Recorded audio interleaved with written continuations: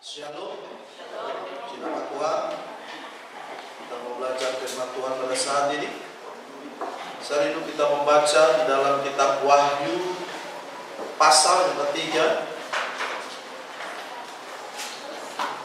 mulai ayat yang ke-21 dan yang ke-22.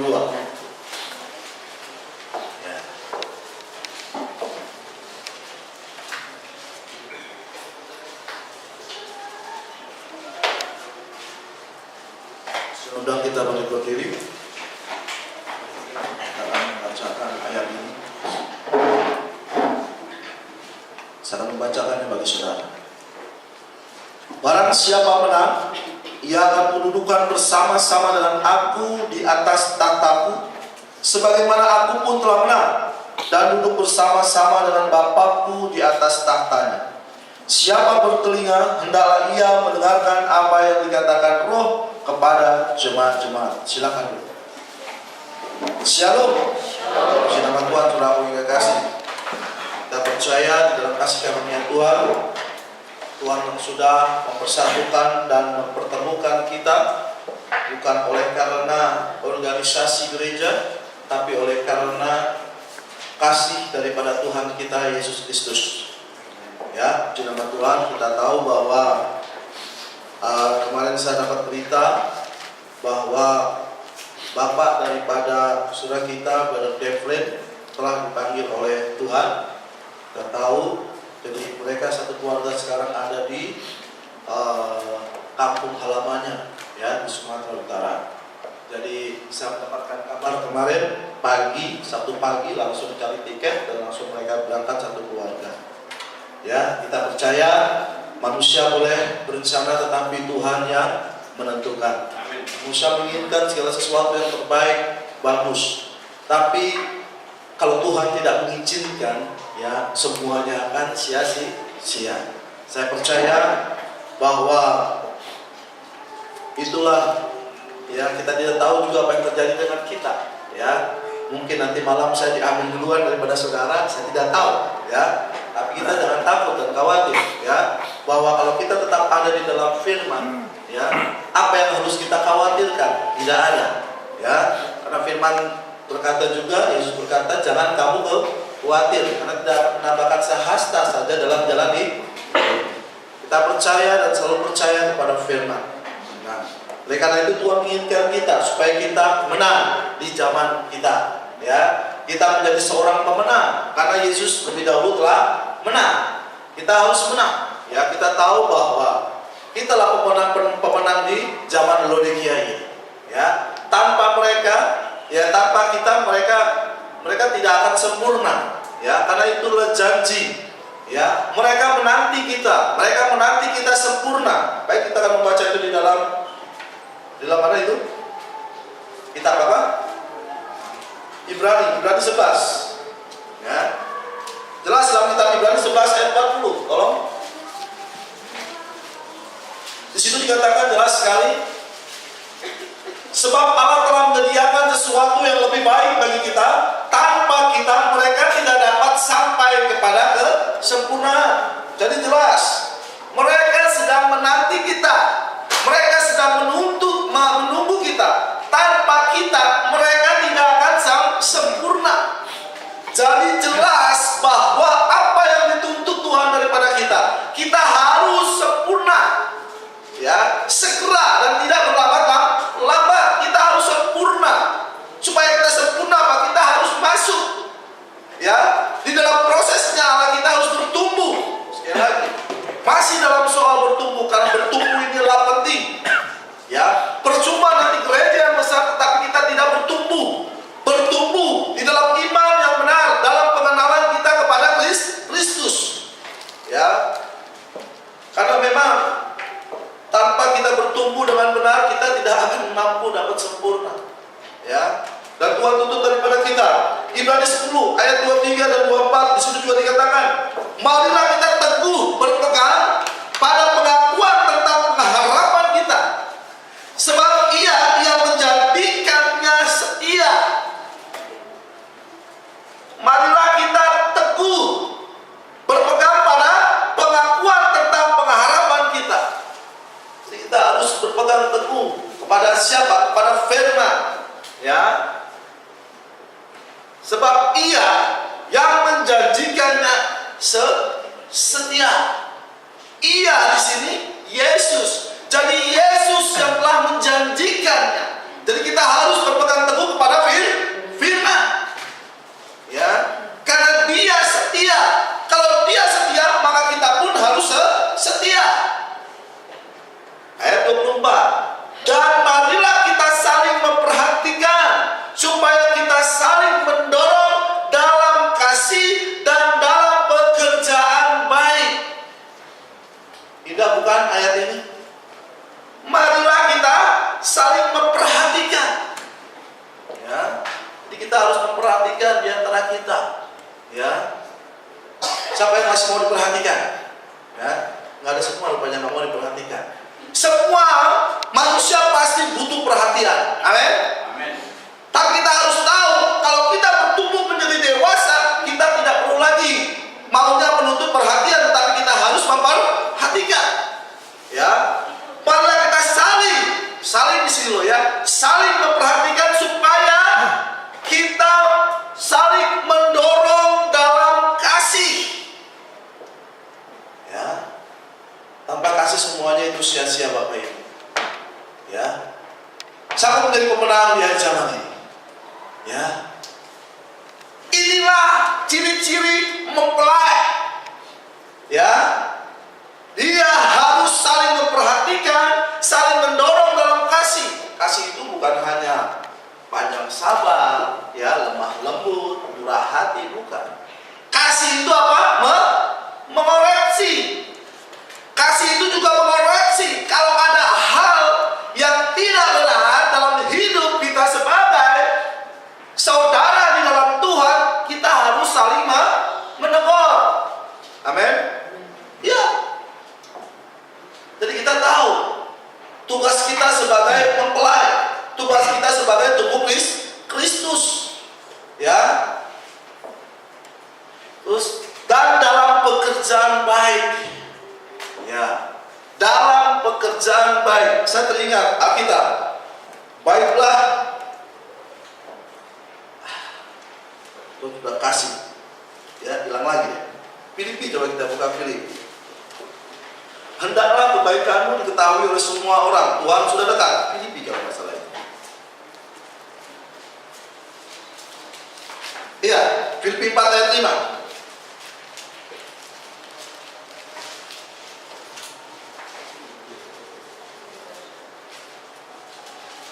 Ya, hendaklah kebaikan hatimu, ya, hendaklah kebaikan hatimu diketahui semua orang. Bayangkan, ini bukan hanya satu dua, semua orang, ya. Tapi kita lihat akhirnya, Tuhan sudah dekat. Apa hubungannya? Ya. Dengan kebaikan hatimu diketahui semua orang, Tuhan sudah dekat. Ya, jadi inilah satu proses pertumbuhan. Semakin hari kita tahu bahwa kalau kita bertumbuh, maka secara otomatis, ya, kebaikan kita pasti itu akan muncul. Karena buah-buah roh itu tidak bisa dibuat-buat loh. Ada berapa buah-buah roh itu? 9 buah-buah roh. Yang pertama apa? Kasih. Coba. Tahu kan letaknya? Wah, ini dia. Komputer berjalan. Nah, komputer. Kamus berjalan. Ya.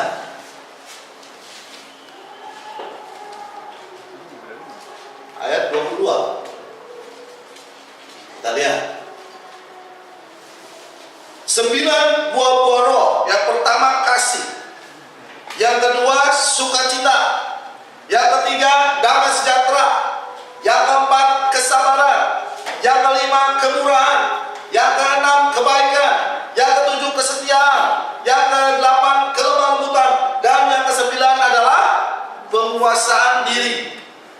9 buah-buah roh ini tidak bisa dibuat-buat atau direkayasa. Ketahuan. Mungkin saudara bisa berbohong dengan dunia, tetapi orang yang hidup di dalam roh bisa tahu apakah buah-buah roh Anda ini benar sungguh keluar dari hati saudara, keluar dari kehidupan saudara, atau dibuat-buat. Ya, tentang kasih. Ya, bagaimana kasih kita? Sebelum kita masuk ke intinya, ya, Tuhan bawa, ya. Sukacita, damai sejahtera, kesabaran, kemurahan, kebaikan, kesetiaan, penguasaan, kelemah lembutan, dan satu lagi penguasaan diri. Ini bisa muncul kalau kita bertumbuh. Amin. Saudara tidak bertumbuh, berarti ini tidak akan terjadi dalam hidup saudara. Kalau karunia roh, bisa. Suatu waktu Tuhan bisa beri. Tetapi kalau buah-buah roh harus mengalami proses. Dan Tuhan mau kita masuk dalam prosesnya. Sekali lagi saya terus akan berkorban tentang pertumbuhan kepada saudara. Ya. Supaya apa? Supaya kita bisa koreksi ke dalam apa yang harus saya lakukan bagi Tuhan. Apa yang dikatakan di sini oleh Brother Branham? Allah selalu menjaga firman-Nya. Tidak peduli seberapa tidak masuk akal firman itu yang dinyatakannya, Tuhan membuat firman-Nya. Jadi kadang-kadang firman Tuhan ini tidak masuk akal, tidak masuk masuk akal manusia, di luar semuanya. Kalau kata Bu Esther apa? Paradoks. Ya, sudah pernah baca bukunya Paradoks? Ya, jadi semua itu di luar daripada kemampuan akal manusia. Tapi itu bisa terjadi kalau Tuhan sudah berfirman. Tidak ada yang bisa untuk menghalangi kalau Tuhan sudah berfirman. Apapun tidak bisa. Ya, kemarin kami banyak cerita dengan Bu Esther. Bagaimana secara pikiran manusia tentang suaminya itu belum kenal pesan, tetapi lihat bagaimana kesederhanaannya, bagaimana setianya dia dalam mengiring Tuhan. Akhirnya suaminya percaya, dan saya yakin kalau mata sudah dibaptis, Bu, ya, sudah. Sekarang suaminya sudah dibaptis dalam nama Tuhan Yesus. Di luar kemampuan akal pikiran daripada manusia. Tetapi kalau Tuhan sudah berfirman, sekalipun firman itu tidak masuk akal, itu pasti akan bekerja. Tapi kadang-kadang kita lebih banyak dagingnya yang kita turutin daripada rohnya. Rohnya yang memberikan hidup. Daging sama sekali tidak berguna. Ya. Jadi kita akan masuk. Nah, kita lihat, ya. Saya akan membacakan saja apa yang dikatakan oleh Brother Branham. Ya, ya. Tadi pagi saya sharing dengan istri saya, ya. Banyak hal di dalam sharing itu saya mendapatkan sesuatu daripada Tuhan, dan Tuhan bawa ke tempat ini. Ya.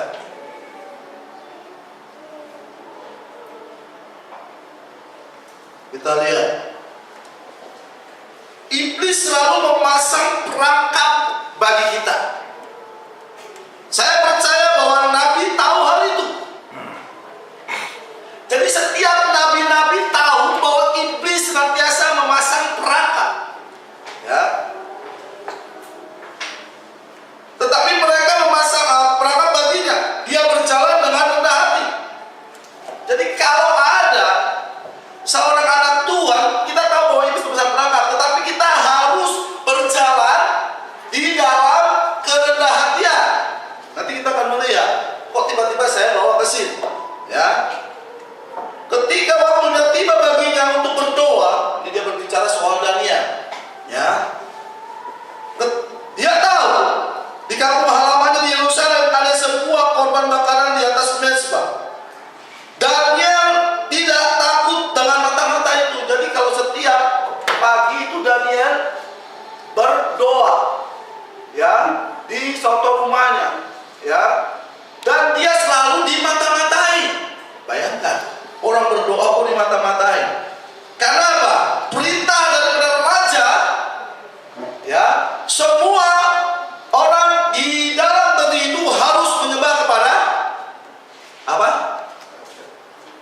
kepada patung, ya, kepada patung Nebukadnezar.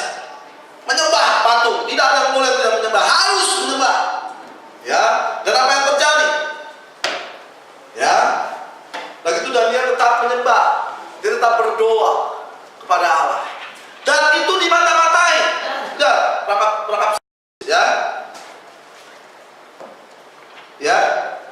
Daniel tetap mengangkat tirai itu dan melempar kembali penutupnya dan sujud dengan lututnya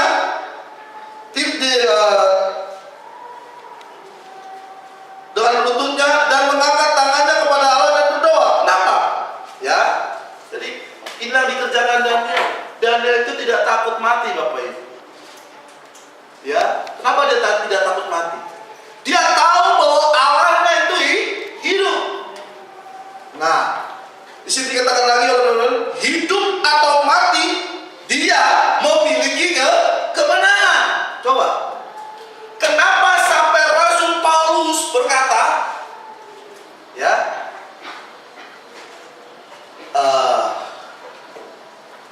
baik kita baca saja.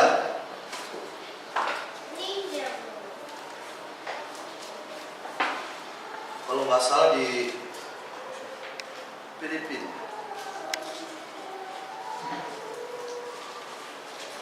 Hidup adalah Kristus, mati adalah keuntungan. Filipi 1 ayat 21. Ya, Filipi 1 ayat 21. Ya.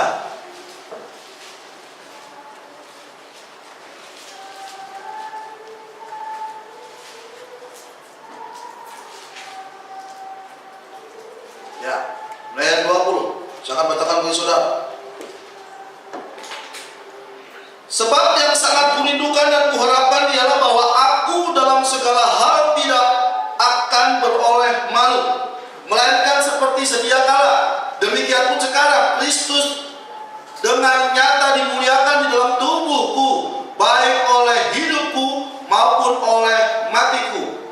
Ya, karena bagiku hidup adalah Kristus dan mati adalah keuntungan. Baru saya bisa tangkap. Ya, kenapa Rasul Paulus berkata demikian? Hidupku, ya apa? Hidup adalah Kristus dan mati adalah keuntungan. Mati adalah keuntungan. Bagi orang percaya, mati itu adalah keuntungan. Kan dijelaskan oleh Nabi di sini, ya, jelas. Ya, hidup dan mati adalah kemenangan. Amin. Hidup atau mati adalah kemenangan. Jadi kita tahu kalau kita hidup untuk memuliakan Tuhan. Kalau kita mati adalah keuntungan. Jadi tidak ada yang perlu dikhawatirkan dengan kematian. Amin. Ya. Semalam Pak Utayan dalam pengajaran semalam dia berkata, ya kalau cepat-cepat ya lebih cepat mati lebih bagus katanya kan? Iya. Itu lebih bagus cepat mati. Ya. Siapa mesti cepat mati? Nggak ada yang mau semua. Ya. Iya. Kita harus cepat mati, semua kita harus mati. Betul? Mati apanya? Mati dagingnya. Ya, kalau cepat mau mati, saya mati. Ya kan lebih bagus. Mati apanya? Dagingnya mati. Karena daging ini tidak berguna Bapak Ibu. Ya, dan kita tahu apa yang Tuhan inginkan dari kita. Nah,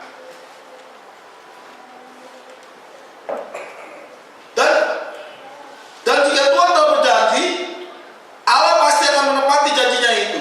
Jadi Allah tidak terbatas itu tahu tentang masa depan kita dari awal, dan Dia pun tahu apa yang telah terjadi karena Dia selalu menjaga akan janjinya.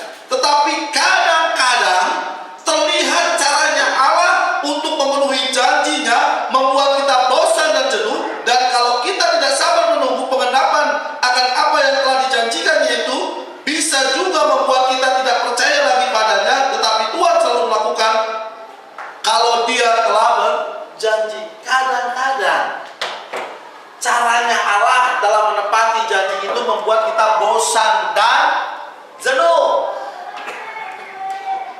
Nah, tapi kita tahu ya bahwa masa depan kita ada di dalam tangan Tuhan. Tapi kadang-kadang kita nggak sabar. Betul. Ya ini terjadi. Kalau orang sudah mulai umur 30 tahun, mulai masuk umur 35, ya, mulai mana dia cari-cari pasangannya. Ya, kayak si Adam kan udah tengok sana, Tuhan, ya, kambing aja punya pasangan, monyet aja punya pasangan. Pasanganku mana Tuhan? Iya kan? Dia cari-cari, kok nggak ada yang sama dengan saya, serupa dengan saya. Ya, nggak mungkin. Ya, ada pasangannya dengan monyet betina, nggak ada yang mau. Ya, nah, akhirnya cari-cari, tapi Tuhan tahu apa yang menjadi pikiran daripada si Adam. Dibuatnya Adam tertidur. Betul? Akhirnya diambillah dari tulang rusuknya. Jadilah apa? Perempuan. Tapi lihat, akibat dari pasangannya itu, perempuan itu akhirnya Adam ya jatuh dalam dosa. Kadang-kadang apa yang kita minta daripada Tuhan itu bisa juga menghambat pertumbuhan kita loh. Kalau kita belum siap untuk menerimanya. Tapi kalau kita siap untuk menerimanya, itu akan membuat kita menjadi semakin bertumbuh. Ya, ini salah satu contoh. Dan Allah membuat kita untuk menjadi sabar. Sabar menantikan apa yang dijanjikan oleh Tuhan. Puji Tuhan. Ya, kita sudah keluar dari gereja denominasi. Amin. Kita sudah masuk di dalam pesan. Amin. Amin. Ya. Sama juga Sodom dan Gomora. Sodom itu lambang daripada denominasi, kata saudara. Ya. Lot dibawa dan keluarganya dibawa keluar dari Sodom. Betul? Dibawa keluar dari denominasi dengan pesan yang sama oleh dua malaikat. Betul nggak? Tapi kita lihat, ya, kita lihat istrinya Lot, masih ingat? Dia keluar dari Sodom nggak? Keluar dari denominasi kan? Betul? Pesannya sama nggak dari Nabi yang sama nggak? Sama. Tapi apa gerangan dengan istri Lot? Dia. Saya bawa Anda mulai untuk menemukan hal ini. Keluar dari Sodom denominasi, kita semua keluar dari denominasi. Ya, betul? Kita tidak ikut pengajaran gereja-gereja denominasi, betul? Kita tidak menganut kredo-kredo daripada orang-orang denominasi, betul? Kita selalu berpegang teguh kepada apa yang dikatakan oleh Nabi. Sama dengan Lot dan keluarganya, betul ketika mereka keluar. Tapi ketika mereka sudah dikeluar dari denominasi dan ikut pengajaran Nabi, apa yang terjadi? Ya, ini harus kita renungkan Bapak Ibu. Apa yang dikatakan oleh Bapak-Bapak? Jangan baca aja bagi saudara. Jadi Anda sudah menetapkan untuk meninggalkan Sodom, meninggalkan denominasi, meninggalkan hal-hal yang mengikat Anda kepada sebuah kredo dan mengikut Kristus oleh Roh Kudus yang membuktikan dirinya dengan firman Allah yang tertulis. Dengan kata lain, Anda mengambil Alkitab sebagai gantinya kredo itu.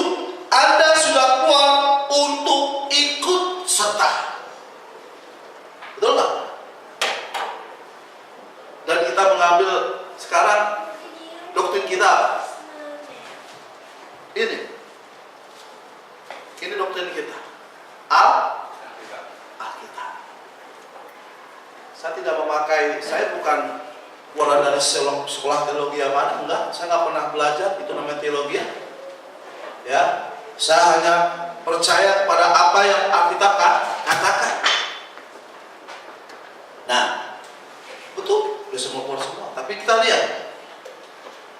Nah, istrinya Lot, perhatikan, melakukan hal yang sama. Ada nggak istri Lot di sini? Ada kan? Istrinya Lot melakukan hal yang sama. Anda tahu, dia keluar untuk pergi bersama Lot. Ya, kenapa? Aduh, suami saya sudah keluar dari Indonesia. Ikut-ikutan ya, orang ikut-ikutan, hati-hati.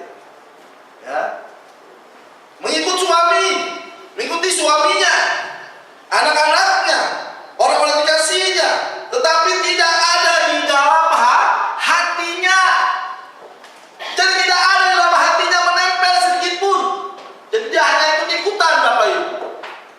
Demikian juga saya selalu berdoa kepada Tuhan supaya benar-benar ya di gereja ini bukan ikut-ikutan. Amin. Ya, firman itu, pesan itu harus ada di dalam hati saudara dan saya. Bagaimana cara melihatnya? Ada pertumbuhan yang pasti dalam kehidupan kita. Itu pesan itu baru ada dalam hati kita. Walaupun kita percaya pesan kita tidak bertumbuh, nol pesan. Bertumbuh itu bukan hanya A, B, C. Bertumbuh itu seluruhnya. Amin. Ya.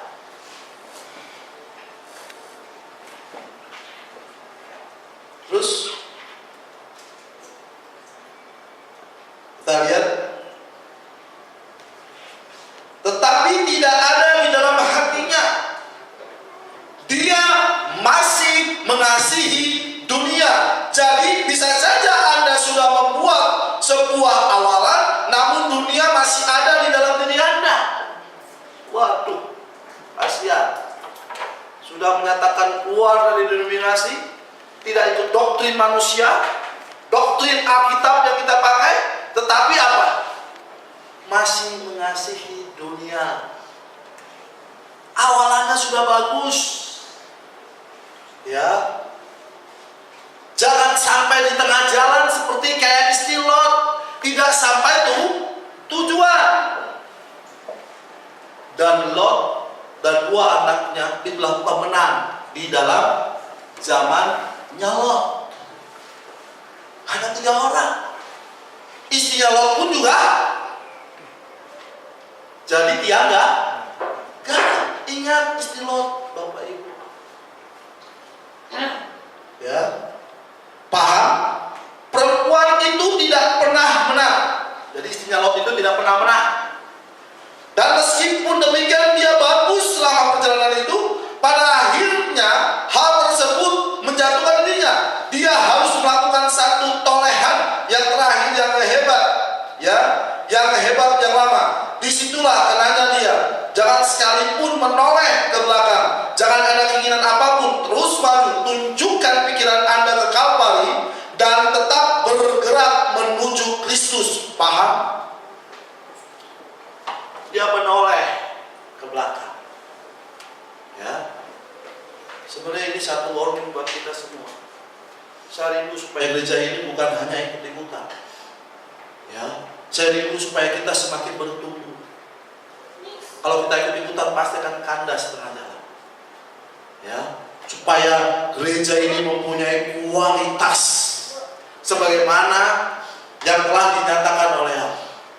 Seperti kayak Yosua dan Kaleb, kualitasnya ya. Dari 2 juta orang, berapa orang yang masuk? Cuma 2. Yosua dan Kaleb. Dan Musa tahu bahwa 2 orang ini sungguh-sungguh mengikuti apa yang dikatakan oleh Musa. Pesan itu ada di dalam diri orang ini. Dan dia terlihat bertumbuh ya, Yosua dan Kaleb. Ya, kadang-kadang kita dalam pencobaan, ya, di dalam pengujian, seringkali apa sih artinya menang itu? Saudara tahu artinya menang? Ada nggak tahu artinya menang itu? Coba. Ya, sesuai dengan Alkitab. Ya, tahu nggak artinya saudara menang? Ya, nanti kita akan melihat hal ini. Ya, dia mulai keluar, ya, sebagai seorang pemenang, tetapi dia tidak pernah menang, dan dia meninggalkan denominasi. Ini istrinya Lot. Ya, istrinya Lot mulai keluar sebagai seorang pemenang. Lihat, dia ikut suaminya keluar dari apa? Sodom. Udah menang dia. Amin. Gembira-gembira dia. Ya, seperti kayak siapa? Orang Israel keluar dari Mesir. Oh, bersorak-sorak. Haleluya. Mesir juga perlambang daripada denominasi. Bersorak-sorak. Maria mengambil rebana, ya kan? Menyanyi di dalam roh, menari di dalam roh. Ya. Dia mulai keluar sebagai seorang pemenang, tetapi istri Lot tidak pernah menang. Kalau saudara keluar dari dominasi, oke, bagus. Tetapi kita tidak pernah menang. Kasihan nggak? Oh, dia meninggalkan denominasi. Istri Lot sudah melakukannya. Ya, dia berjalan keluar dari Sodom bersama Lot. Jadi istrinya Lot itu berjalan keluar dari Sodom bersama Lot. Tetapi dia ingin kembali dan memotong rambutnya. Ya. Bagus keluar dari denominasi. Luar biasa, saudara sudah menang. Tapi jangan stop sampai di situ, Bapak Ibu. Kita harus bergerak maju. Amin. Amin. Saya harus bergerak maju. Saya tidak akan mau mundur. Saya akan terus bergerak maju. Amin. Apapun resikonya ke depan. Saya tahu bahwa kalau Tuhan sudah memulainya dalam roh, jangan mengakhirinya di dalam daging. Ya. Jangan kita menjadi suam-suam kuku. Nanti akan dimuntahkan. Ya, Tuhan lihat apa yang terjadi dalam hidup saya dan saudara. Tuhan tahu apa yang sudah dilakukan oleh saya dan saudara. Dikira Tuhan tidak pernah tahu, Tuhan melihat semua. Mulai keluar dari Sodom dan Gomora, dia mulai lirik-lirik, memotong rambutnya. Apa dikatakan oleh brother-brother? Ketika saudara memotong rambutnya, Roh Kudus lari daripada saudara. Tidak ada lagi Roh Kudus, dan hidup saudara akan lebih kacau. Karena apa? 7, ya, roh jahat akan masuk, yang lebih jahat akan masuk ke dalam orang tersebut, dan hidup saudara akan semakin hancur. Ini firman. Ya. Saya makin lama semakin semakin mengerikan. Ya, kenapa? Iblis begitu sadis. Jadi kita tidak merasa. Coba kalau saudara benar-benar pegang firman, kita lihat, ya, seakan-akan kok kayaknya ditekan terus. Itu yang saya rasakan, ditekan terus. Mau melakukan ini tidak bisa. Karena apa? Di sini sudah berbicara. Tapi kalau saudara enak saja melakukannya, kita lihat seperti kayak istri Lot dari tiang garam. Ya. Dan kalau kita kalah dalam zaman ini, berarti apa yang terjadi? Kita masuk di dalam zaman susah besar selama 3,5 tahun. Nah,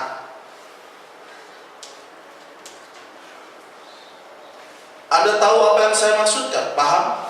Dia melihat ke belakang lagi untuk melihat apa yang sedang dikerjakan mereka yang lain. Jadi mereka masih coba-coba mau melihat. Aku mau lihat dulu dong gimana teman-temanku tuh di belakang. Ya, masih enggak mereka melakukan ini? Ya, jangan.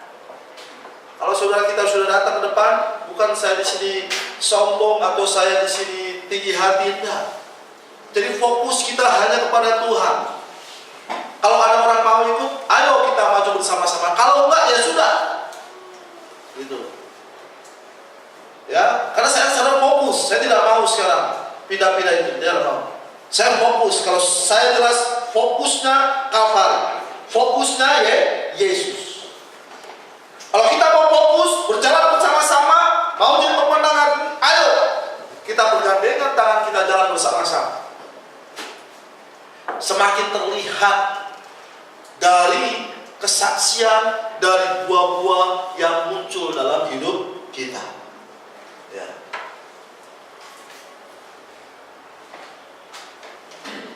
Oh, Anda tahu, ya? Mengingat saya mempunyai sebuah sahabat yang baik di sini. Ya, baik.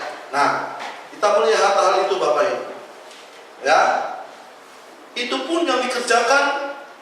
Apa juga yang terjadi dengan Sadrak, Mesak, Abednego?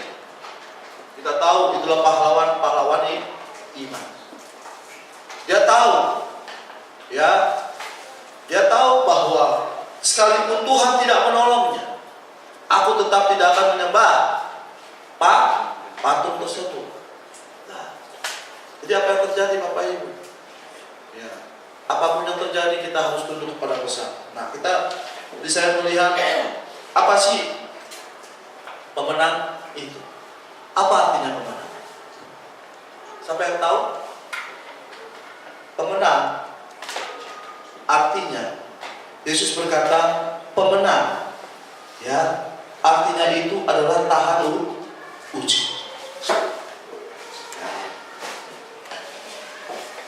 Lalu dikatakan barang siapa menang, ya, dia akan dudukan bersama-sama dengan aku. Jadi arti pemenang itu adalah tahan uji. Ya.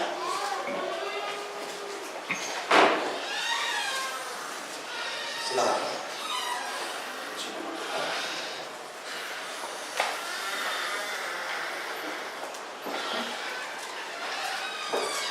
Ya.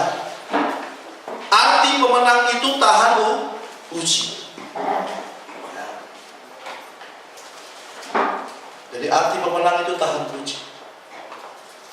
Yesus telah menang. Berarti Yesus telah tahan uji. Kapan Yesus menang? Pada waktu dia mati. Seolah-olah dunia, Yesus mati. Iblis senang. Ya, iblis senang Yesus itu mati, betul nggak? Sudah bereslah persoalan kita. Tapi lihat, ya, kita lihat apa yang terjadi pada waktu Yesus disiksa. Ya, Yesus mati.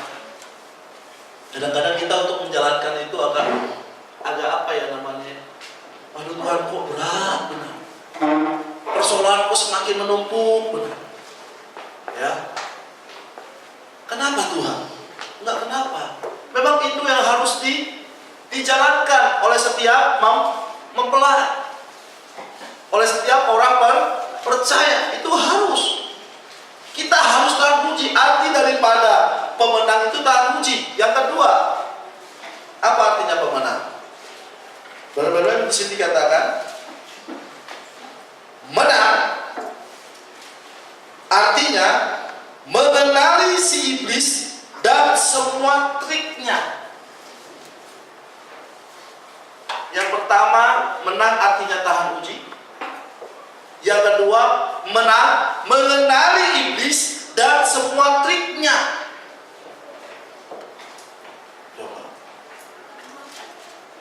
Jadi jelas. Saya juga kadang-kadang mulai merenung dalam renungan saya, kenapa Rasul Paulus berkata, ya, benar-benar berkata hidup dan mati adalah kemenangan. Ya. Dan dikatakan lagi, banyak orang berkata tidak ada iblis. Ya. Itu hanyalah sebuah pemikiran. Banyak, jangan Anda percaya itu. Jadi orang berkata banyak tidak ada iblis. Itu hanya sebuah pemikiran. Jangan Anda percaya itu. Ada seorang iblis yang nyata. Lihat ya, seorang iblis yang nyata. Dia benar-benar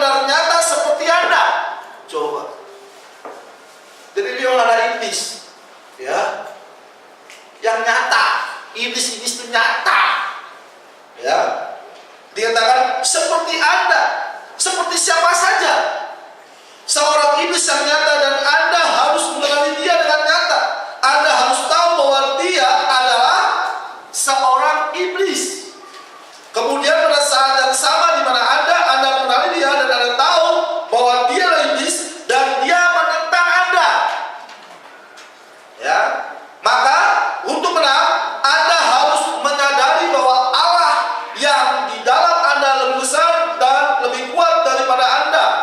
Bahwa seorang yang ada di dalam Anda sudah menang atas dia.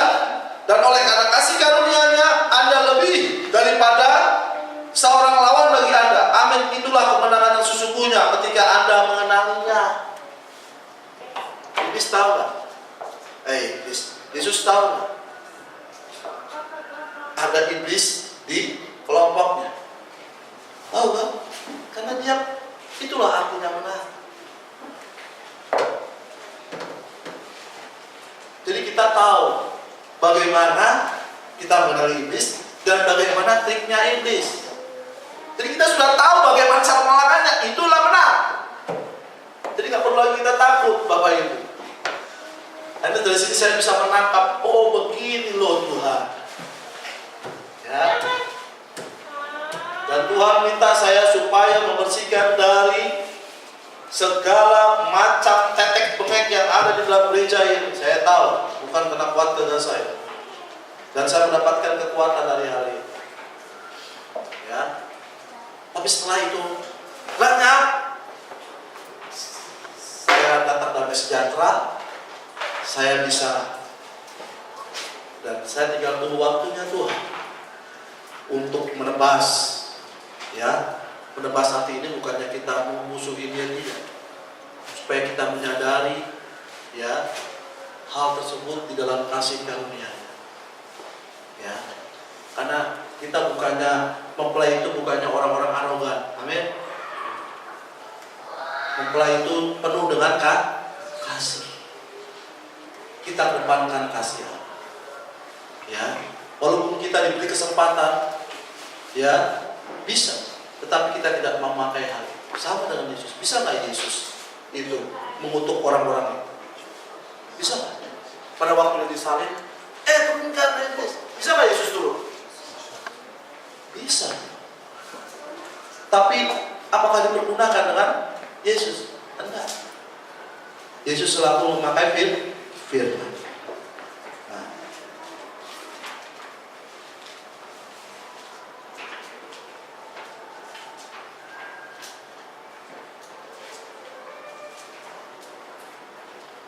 Ya. Dan dikatakan lagi oleh Brother Branham di sini. Ya. Kebesaran. Apa artinya kebesaran? Kebesaran adalah kerendahan hati. Ya. Jadi kita tahu bagaimana kita harus berperan sebagai mempelai Tuhan. Semakin kita besar, semakin kita harus rendah hati. Ya, ini kata Nabi. Kebesaran adalah kerendahan hati. Jangan lupa itu. Gereja, ya, dikatakan kebesaran adalah kerendahan hati. Jangan lupakan itu gereja. Ini pesan Nabi loh. Ya. Jadi kita harus rendah hati. Ya. Ini pesan Nabi. Kalau pesan Nabi udah jangan lagi ditambah atau dikurangkan. Ya. Kebesaran diekspresikan di dalam kerendahan hati. Bukan seberapa bagus yang Anda bisa. Jadi bukan kita hebat langsung kita tinggi hati, oh enggak.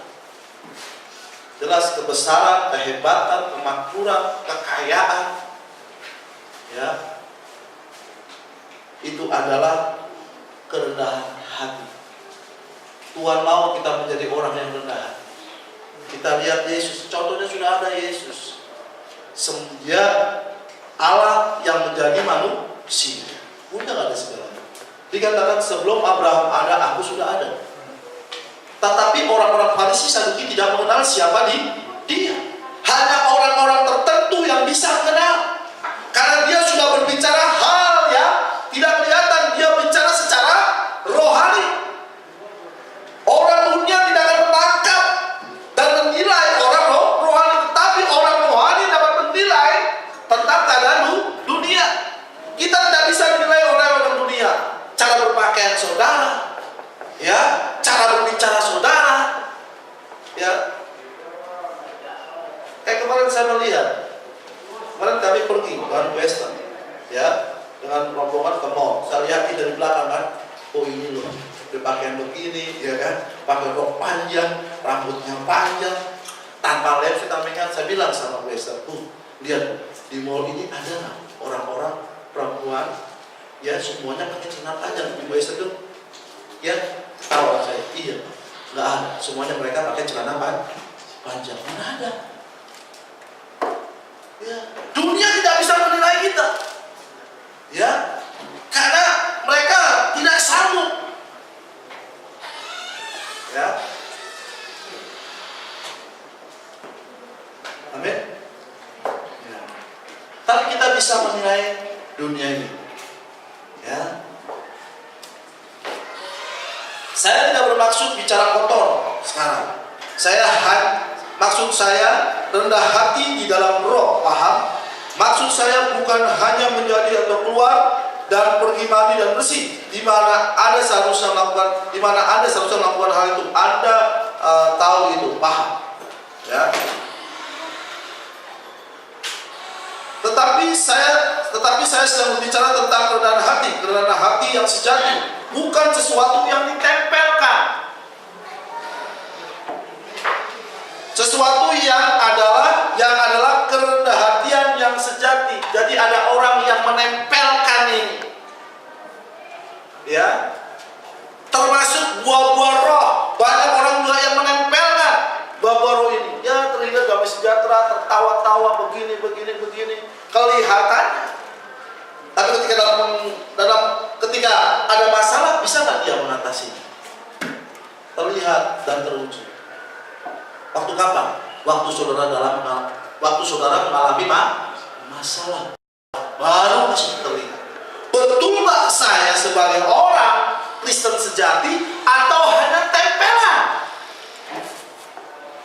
Tadi saya sudah cerita. Sama seperti istri Lot, ikut-ikutan. Suaminya dibaptis, istrinya juga dibaptis. Tapi terlihat pada waktu perjalanan keluar, ya, sanggup gak dia mengikuti apa yang suaminya lakukan? Tidak sanggup. Ya, karena apa? Tempelan, ikut-ikutan. Tapi saya percaya, ya, makanya kita jangan ikut-ikutan, Bapak Ibu. Ya, lebih baik kita sedikit tapi semuanya masuk surga. Amin. Daripada banyak orang tetapi tiba-tiba yang masuk surga hanya 2-3 orang melintir. Aduh. Ya, saya sebagai hamba Tuhan, Tuhan,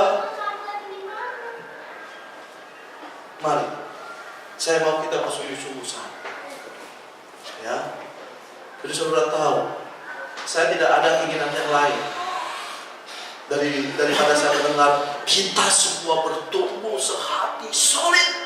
Hanya itu, nggak ada yang lain. Ya, kalau masalah hal jasmani itu Tuhan sanggup berikan. Itu sudah saya alami dan saya percaya sampai saat ini. Apa yang tidak bisa Tuhan berikan di luar dugaan kita bisa Tuhan berikan. Pelajaran pertama sudah diberikan oleh Tuhan. Saya pernah ditegur oleh Tuhan, kenapa kamu tidak menjadi percaya? Padahal semua sudah berikan kepadamu. Sampai begitu Tuhan.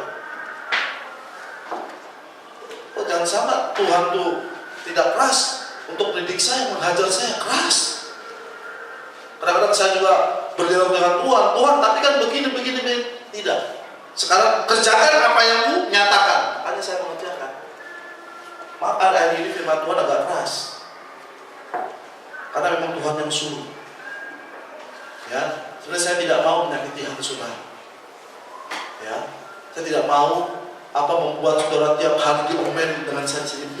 Tapi ini Tuhan suruh. Dan saya mau semuanya itu mendatangkan damai sejahtera.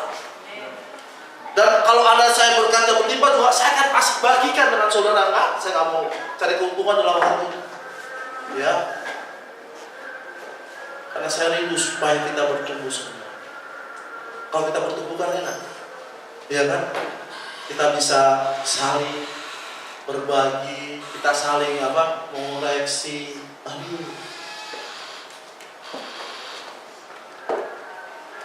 Memang akhir-akhir ini firman Tuhan ini memang keras sekali ya, tiga minggu ini. Karena memang Tuhan suruh.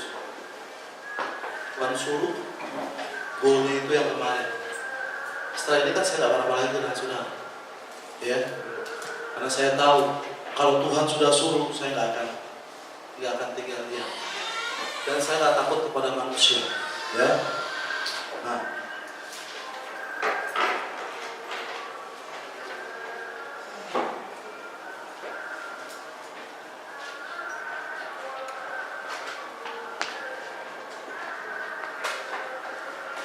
Apa yang dikatakan oleh benar-benar, saya akan kutip-kutip saja Bapak Ibu.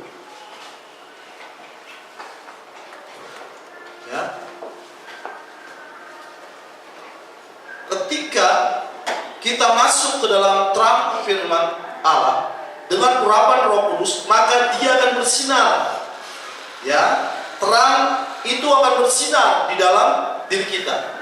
Dan apa yang tidak mungkin terjadi akan menjadi nyata. Ya. Jadi kalau firman itu sudah ada dalam diri kita, biarkan firman itu tinggal dan bertumbuh. Ya. Seringkali Ibu Esther bilang paradok. Itu saya suka alami. Ya. Jadi seolah-olah itu bertentangan, tapi sebenarnya itu. Ya. Itu yang Tuhan katakan. Gak mungkin. Tapi itu. Ya. Itu pasti akan digenapi. Ya. Nah, seolah-olah firman itu bertentangan dengan kita, tapi itu digenapi. Nah, Tuhan meminta kita untuk percaya firman-Nya. Ya, Dia telah mengirimkan Roh Kudus untuk memberikan energi pada firman. Jadi kalau Tuhan meminta kita untuk percaya firman-Nya, percaya saja. Jangan bimbang dan jangan ragu. Tadi pagi waktu saya berdoa, Tuhan beri firman pada saya. Tuhan gak mungkin percaya. Udah, kalau dia bilang percaya, sudah Tuhan, saya serah. Tinggal tunggu waktunya. Tuhan bekerja. Dan firman yang Tuhan kasih dari pagi, di luar daripada akal manusia. Tidak mungkin. Ya, kalau Tuhan telah berfirman, saya percaya Tuhan. Saya gak bimbang. Karena dari apa yang sudah saya alami, ya, nah itu yang saat ini saya untuk menjaga, untuk tetap percaya. Ketika firman dikhotbahkan dan Roh Kudus membawa firman itu, dia memberikan energi itu dan memberikan kekuatan kepada kita untuk tetap bertahan dalam setiap pencobaan yang datang. Ya. Jadi di dalam firman itu ada energi, ada kekuatan, ada power. Kita tidak akan dapat bertahan tanpa energi ini, tanpa kekuatan daripada Tuhan. Kita lihat seperti orang yang mengalami pendarahan, ya, dia menarik jubah daripada Yesus. Tiba-tiba ada keluar energi. Yesus itu firman. Sama halnya kalau saudara percaya firman, artinya apa? Orang pendarahan ini percaya bahwa kalau saya pegang saja jubah-jubahnya, jubah Yesus, Yesus adalah firman, dia percaya dengan sepenuh hati, maka apa? Aku sembuh. Dan ketika dia memegang jubah Yesus, maka ada energi yang keluar. Ya, energi, virtu, kebajikan yang keluar. Power itu ditarik keluar. Sama halnya kalau kita memegang firman, misalnya oleh bilur darah Yesus Kristus aku sembuh, saudara yakin percaya, maka energi itu akan keluar.